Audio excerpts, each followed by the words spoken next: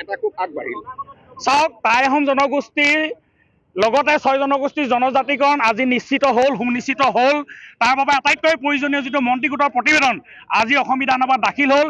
এইবাবে অসমৰ মুখ্যমন্ত্ৰীগৰাকীক ডক্টৰ হিমন্ত বিশ্ব শৰ্মা ডাঙৰীয়াক আমি আন্তৰিক ধন্যবাদ জ্ঞাপন কৰিছোঁ। তাৰ পৰাই অসম চৰকাৰক ধন্যবাদ জ্ঞাপন কৰিছোঁ আৰু মন্ত্ৰী গোটৰ সকলো সদস্যকে আমি ধন্যবাদ জ্ঞাপন কৰিছোঁ। আৰু টাই আহোমকে ধৰি 6 জনগোষ্ঠীৰ জনজাতিকৰণে অসমীয়া খিলঞ্জীয়া ৰাইজৰ ৰাজনৈতিক সংৰক্ষণ আৰু সুবিধা সুনিশ্চিত কৰিব। আহোম মানুহকে ধৰি অসমৰ সকলো খিলঞ্জীয়া মানুহৰ ভূমি অধিকাৰ সুনিশ্চিত কৰিব।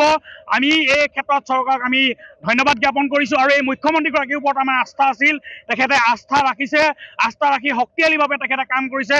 তেখেতক আমি ধন্যবাদ জ্ঞাপন কৰিছোঁ। আৰু তেখেতৰ দায়িত্ব ইয়াতে শেষ হোৱা নাই। সংসদত যাতে আইন পৰিণত হোৱাৰ ক্ষেত্ৰত তেখেতে বিশেষ ব্যৱস্থা গ্ৰহণ কৰে, সেইটো তেওঁৰ প্ৰতি আমি আশা ৰাখিম। কাৰণ তেখেতে যেনেধৰণে আজি তেখেতে কথা ৰাখিলে অনাগত দিনতো এয়া ৰাখিব পাৰিব বুলি, একমাত্ৰ তেখেতে ৰাখিব পাৰিব বুলি আমাৰ এটা বিশ্বাস আছে। আৰু সংসদৰ শীতকালীন অধিৱেশনতে যাতে এই দাবীটো আমাৰ পূৰণ হয়, তাৰ সমৰ্থনত আমি টাইপাৰ 100 সদস্যই দিল্লী আমি যাত্ৰা কৰিম। আৰু এই দিল্লী যাত্ৰাতে আমি যাতে আমাৰ এই জনজাতিকৰণৰ বিষয়টো যাতে 100% পূৰণ হয়, তাৰ বাবে আমি সকলোৰে ওচৰত আমি আহ্বান জনাম। আৰু শেষত আমি পুনৰবাৰ অসমৰ মুখ্যমন্ত্ৰীগৰাকীক আমি ধন্যবাদ জ্ঞাপন কৰিব বিচাৰিছোঁ।